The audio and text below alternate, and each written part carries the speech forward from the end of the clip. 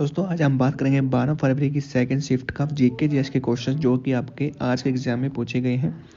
पहला क्वेश्चन था कि बंगाल का राष्ट्रीय फल क्या है, तो कटहल जो यहाँ पर राइट आंसर हो जाएगा।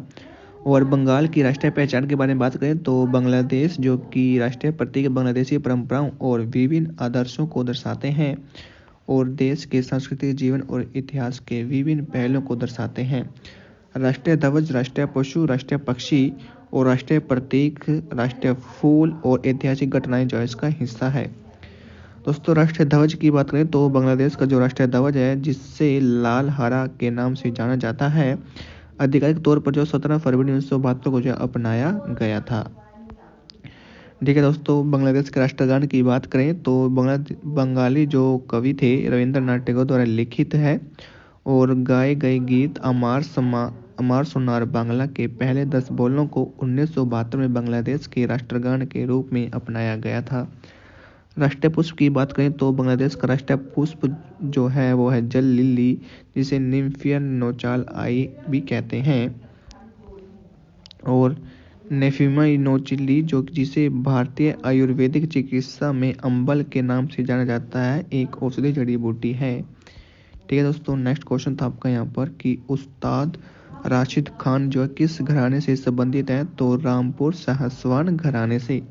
राशिद खान का जन्म 1 जुलाई 1968 को उत्तर प्रदेश में बदायूं में हुआ था। वह हिंदुस्तानी संगीत परंपरा में एक भारतीय शास्त्रीय संगीतकार हैं और रामपुर साहसवा घराने से संबंधित हैं।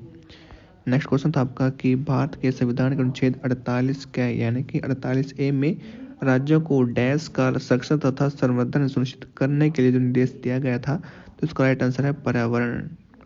दोस्तों 70 के दशक में पर्यावरण की सुरक्षा के लिए वैश्विक चेतना, स्टॉकहोम सम्मेलन और पर्यावरण संकट के बारे में बढ़ती जागरूकता ने भारत सरकार को 1976 में संविधान में 42वां संशोधन लागू करने के लिए प्रेरित किया था।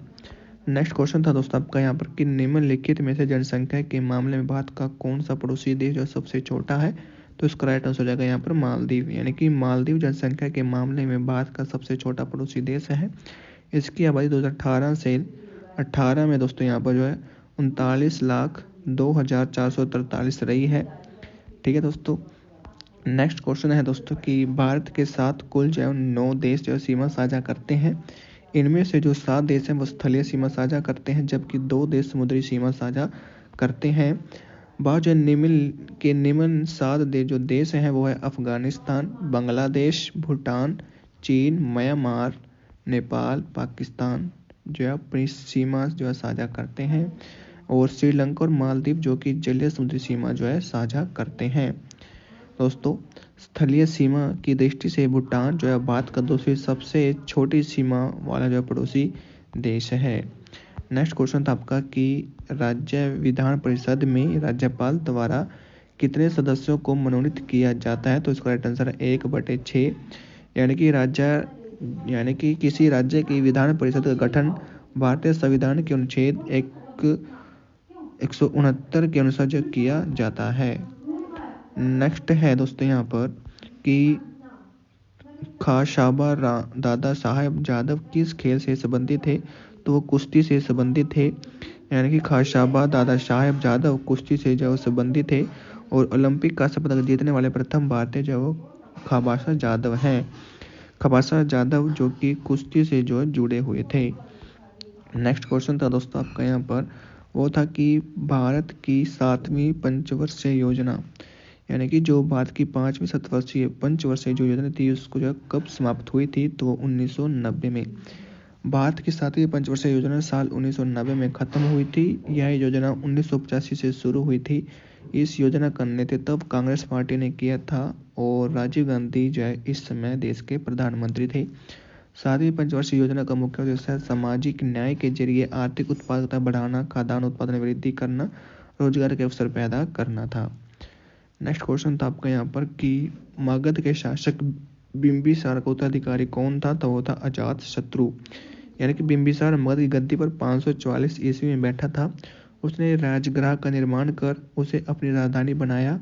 उसने जाओ अवंती की सेवा में अपने राजवेद जीवक को भेजा था और उसकी हत्या कर उसके पुत्र अजातशत्रु ने जो गद्दी हासिल कर ली थी मगध के उत्थान के लिए बिंबिसार विजय उत्तरदायित्व था।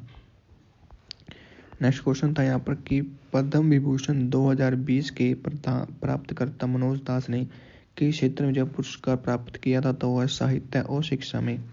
यानी कि वर्ष 2020 में साहित्य में उनके योगदान के लिए प्रख्यात लेखक श्री मनोज दास को तीसरे सर्वोच्च नागरिक सम्मान पद्म भूषण से सम्मानित किया गया था। वह एक भारतीय लेखक थे जिन्होंने अंग्रेजी और उड़ीसा में जो लिखा था। नेक्स्ट क्वेश्चन बात करें कि उस्ताद, ठीक है दोस्तों, उस्ताद राशिद खान किस घराने से ताल्लुक़ रखते थे, तो उस्ताद राशिद खान हिंदुस्तानी परंपरा के एक भारतीय संगीतकार हैं और वह रामपुर सहसवान घराने से जो ताल्लुक़ रखते थे। नेक्स्ट है कि केदार महादेव यादव किस खेल से जुड़े हुए हैं, तो केदार महादेव यादव, ठीक है दोस्तों, एक भारतीय पूर्व खिलाड़ी हैं जो कि भारत की राष्ट्रीय क्रिकेट टीम के लिए खेलते थे। नेक्स्ट है कि टोक्यो ओलंपिक 2020 में पुरुषों की हॉकी सेमीफाइनल स्पर्धा में किस देश ने भारत को हराया था, तो उसका राइट आंसर है बेल्जियम ने। नेक्स्ट है कि मुस्लिम लीग की स्थापना कब हुई थी, तो 1906 में। नेक्स्ट है कि कृषि और पशुपालन किस क्षेत्र में आते हैं, तो कृषि और पशुपालन जो कि प्राथमिक क्षेत्र की गतिविधियों में आते हैं और इसे कच्चा माल क्षेत्र भी कहा जाता है। नेक्स्ट है कि भारत के पड़ोसी देशों में किसका जनसंख्या घनत्व जो सबसे कम है, तो भारत के पड़ोसी देशों में भूटान का जो जनसंख्या घनत्व जो सबसे कम है। तो दोस्तों ये थे आपके दोस्तों यहाँ पर 12 फरवरी की सेकंड शिफ्ट में पूछे गए जीके जीएस के क्वेश्चंस। तो आपको वीडियो अच्छी लगी तो वीडियो को लाइक कर देना दोस्तों। चैनल पर नए हो तो चैनल को जो है यहाँ पर सब्सक्राइब भी कर लेना।